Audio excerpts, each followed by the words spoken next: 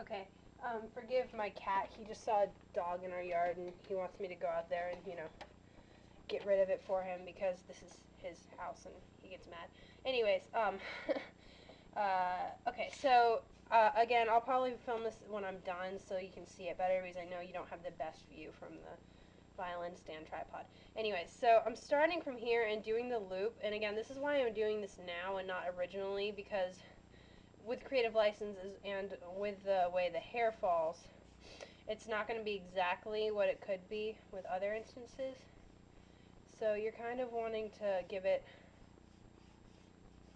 body and not with hair it's not uniform lines, so you really do want to give it the wavy texture. Like with her bangs, it's going to be curling up this way, sort of naturally um, curling, and with different kinds of hair this will do it a different way. With curly hair it'll probably end with a spiral, but with her hair this is what it's doing. So and again with this it's also flipping over itself, so that's not her hair. Her hair is not just this one strand that suddenly got bigger over here. So you want to make sure that, like, when you come back in and shade this is darker, so you can tell that it's a strand that went over. So that kind of thing.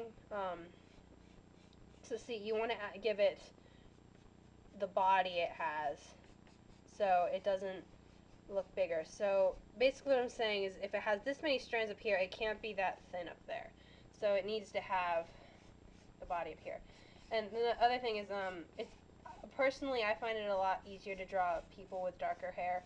When I tend to do people with blonde hair and try to give them texture, and shades and stuff, they end up having, it looks dark. So with this hair, it's a little easier. So anyone who has blonde hair and wants me to draw them, be prepared to be a brunette.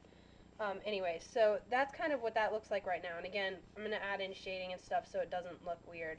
And this is one of those instances where you can look at this and it really doesn't look like a person. I mean, like, if someone handed this to you, you might have to try a little bit to find it to be a person. And that's okay, okay? I mean, like, she doesn't have hair right here at all. I mean, and then the shading down here is probably going to need eventually to be adjusted so that it looks more like a scarf than other things.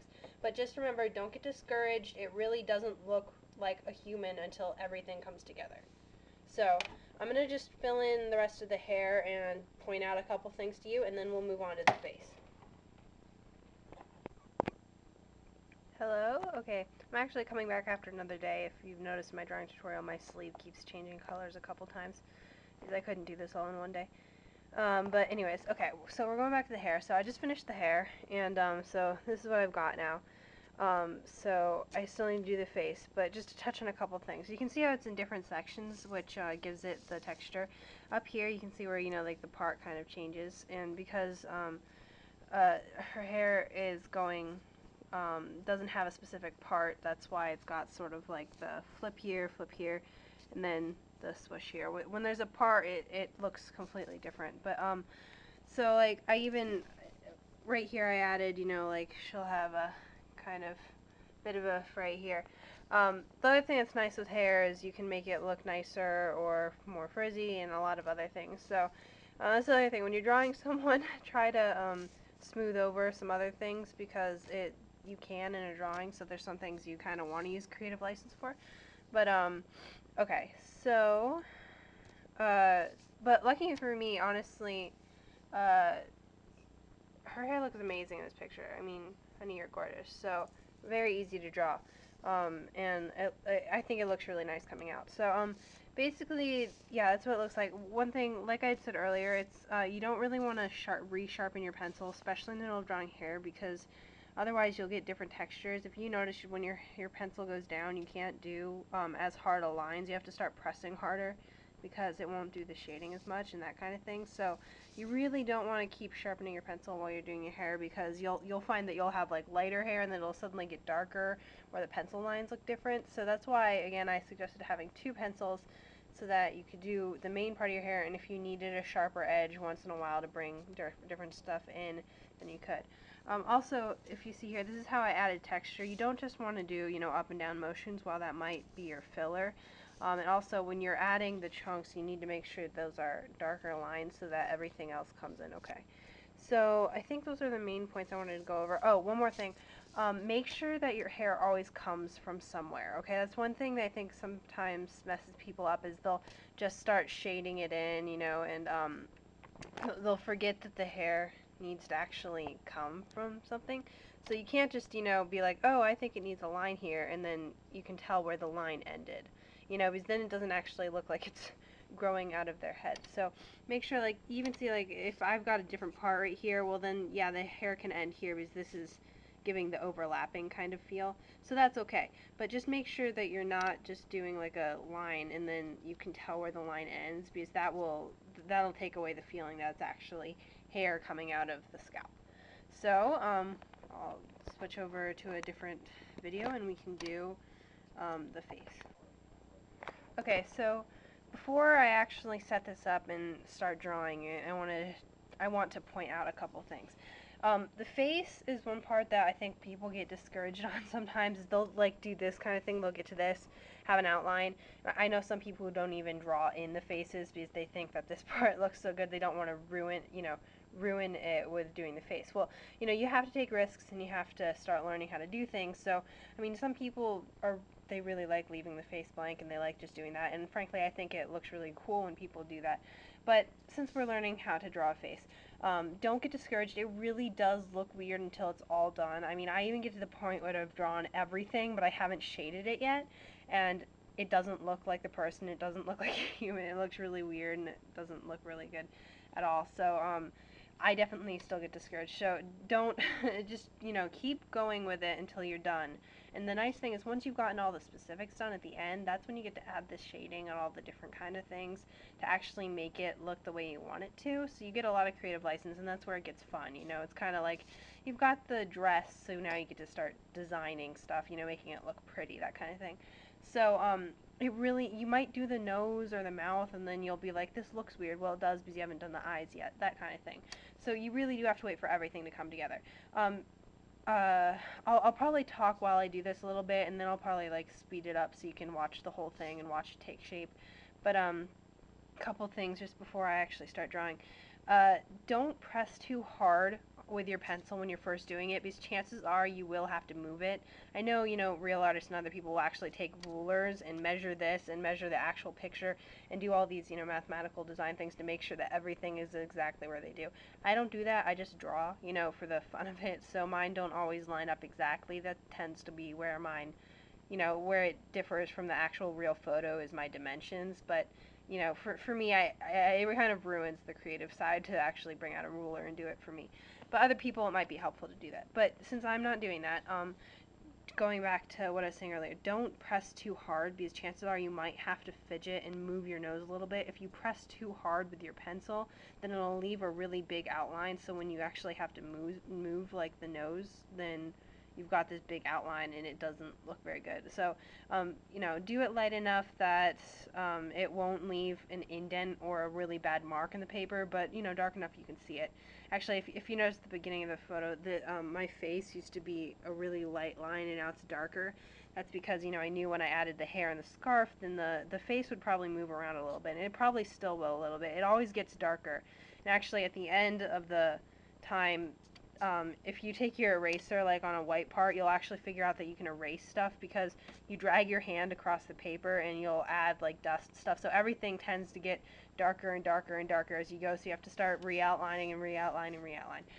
So basically just to make sure when you're doing the face, don't press down too hard so that you can always move the features around, and don't get discouraged. So let's actually move on and start drawing.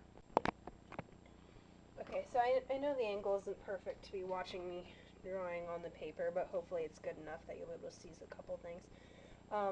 I don't know how long until my camera might automatically shut off, but I'm just going to talk you through a couple of the features and then probably stop talking and just keep drawing, because this is one thing I just want you to be able to see it as it takes, you know, form, that you can watch it go from not looking human or dimensional to actually the final product. So I'll speed it up probably if I can, so you don't have to watch, you know, 10 minutes of me doing this, but we'll see how it turns out. Okay, so with certain people, I tend to like to start with different features, and depending on the photo too. But I tend to start with like the eyebrows and the nose because the eyebrows and the nose tends to connect somewhat. Not connect, but the shading and different stuff helps dimensional, and then you can bring the eyes and mouth in and different things. Another thing that takes away from realistic things is the forehead needs to be larger than you generally think it should be. A lot of people tend to draw the eyebrows too high or stuff, and the forehead doesn't get large enough, or the chin doesn't get large enough, or it gets too small, that kind of thing. Those are normal things that throw off stuff.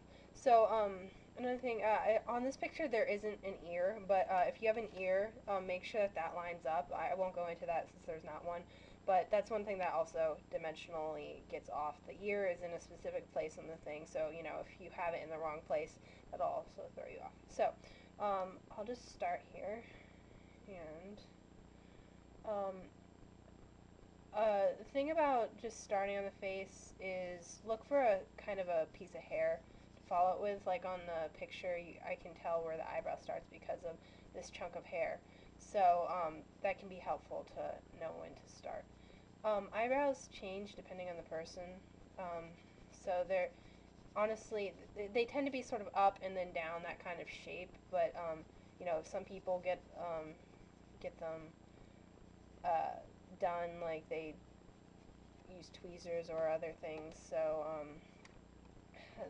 a lot of eyebrows just tend to look a little different, but you can still get a basic idea out of them if you ever decide to start doing something just freehand. Okay, so I'm just kind of trying to throw out pointers here for certain things. So I'm sorry if I just stop talking awkwardly. Uh,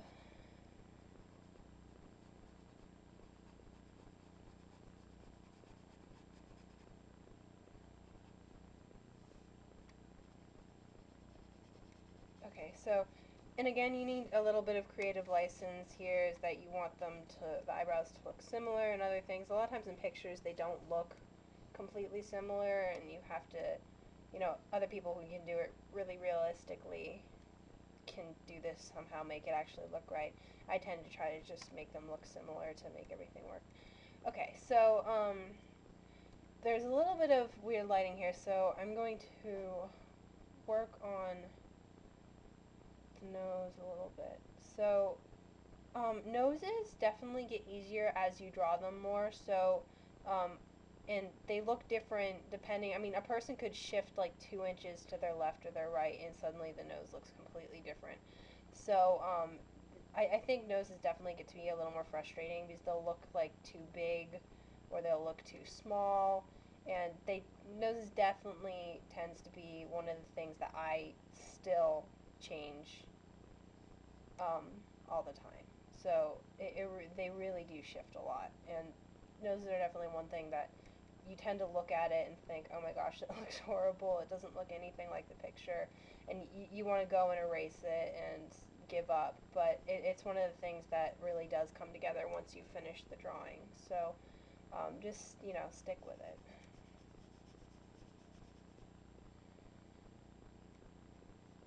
A lot of times, again, depending on where the person's facing, they'll have some kind of indentation here where it'll come in. Definitely need shading to make it look right, so it doesn't just look like you're adding wrinkles or other things, because then the whole picture will come out wrong. So, but I'm just sort of throwing out things that you can look for that are basic. Another thing with noses is sometimes it does look a certain way in a picture, but I just have trouble drawing it, so I'll tend to like creative license from different noses or different pictures I've used, and I'll switch it up a little bit. Um, so chances are you might start out and the nose might even look exactly like it does in the picture, but it just doesn't work out on your drawing, so you might have to switch a little bit up just to make it look right in the actual drawing. So tons of things that change, so don't feel bad. They really are hard to do and hard to get right. But for all of you watching, maybe one of you is a fantastic nose drawer and can even comment some pointers that I can't help with. Okay, so a lot of times even with face, it's easy to just do an outline and come back to it again with the shading at the end. It's better to get sort of a basic outline and then come back to it